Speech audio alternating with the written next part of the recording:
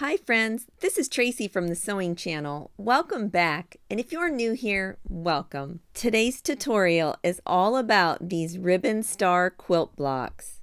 Oh so pretty and oh so easy.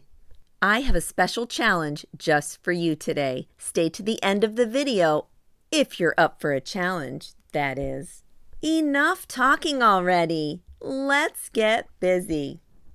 For today's Ribbon Friendship Star Block, you are going to need a printed fabric and a low volume white fabric.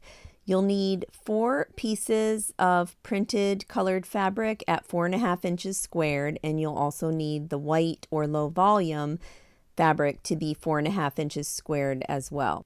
I really do like the batik or a variegated fabric or even tie-dyed for this ribbon because it just gives it movement, so to speak, so it doesn't look just like it's sitting there. You will also need, for the center of your friendship star, a piece of white fabric, the same as whatever you're using in the rest of your star. The center square piece of fabric needs to measure 4 inches squared. Now take the 8 squares and match them up and place them right sides together. With right sides together, you're going to take your ruler and place it corner to corner and take a pencil or whatever writing utensil you have and just mark a line from corner to corner. Now you notice I'm doing it on the white side because that's the easiest to see my pencil on. Making that line will really help us when we get to the sewing machine so that we sew the same exact 1/4 inch seam allowance every single time. This is how I make sure that my seam allowance is consistent. You see the edge of my presser foot right there. I align my ruler right where my needle is, right at the edge there. I want my needle to be a 1/4 inch away from the edge of my presser foot because that's how I gauge my 1/4 inch seam allowance. So I adjust the width, and when I do that, it pushes it farther to the right, and now when I measure between the needle and the edge of my presser foot, I have exactly a 1/4 inch. You should have 4 sets of squares. Go ahead and pop a couple pins into each square. Next, we're going to take these over to the sewing machine, and the edge of our presser foot is going to line up with that pencil mark, and then our needle will be going right in exactly at a 1/4 inch. Check out my new glass head marbleized pins from Clover. They are so stinking cute. I'll link them down in the description box just below this video. I'm curious, let me know down in the comments, do you pin all the time or are you a non-pinner? Well, honestly, I hate to pin things, but as I get further and further into my quilting journey, I do tend to start pinning everything because the slightest twitch or switch and everything is all messed up. Once everything is all sewn at a 1/4 inch on each side of that pencil mark, go ahead and just give everything a real quick press.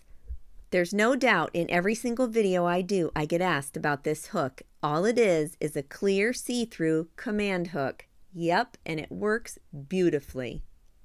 Line your ruler right along that pencil mark that you made and just make a slice from corner to corner on all 4 blocks. Now it's time to open up our pretty little squares and give them a good hot press. Now here I am pressing them to the dark side.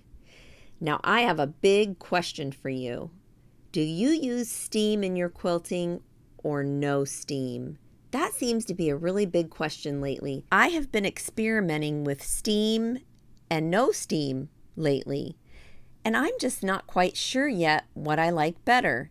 I think I just like the sound of the steam coming out of the iron, to be honest with you. It feels like it's doing something. I don't know. Tell me in the comments what you guys think. I really would like to know. Also, you see me using the clapper here, the wood clapper, and I definitely, hands down recommend that on all quilting projects. They flatten seams like no other. Now it's time to trim all 8 of our squares down to a 4-inch square. And we should already have that white piece that's 4 inches squared already cut out and waiting for us. But first, we need to trim. It's really good to use a square ruler that has a diagonal line right down the center in the ruler. We need to take that diagonal line right there that's on our ruler and match it up on the diagonal line that's on our block where the two seams meet together. We're going to trim this down to 4 inches squared, so we are going to take a scant bit off of each side. Once everything is trimmed down to 4 inches squared, it's time to put it all together and see what it's going to look like by laying it out on our table just how we want to see it on our quilt block. Looking good. Now it's time to sew the top row together, the second row together, and then the third row, and then we'll connect all 3 together. And yes, go ahead and use your pins. As a side note, I did press all seams open, and I did not use steam today. That's just a little FYI. Okay, I hope you're ready to take my challenge. According to my YouTube analytics, there are 83% of people that watch my videos that are not even subscribed to me. Friends, that number is way too high for me. So here's the challenge.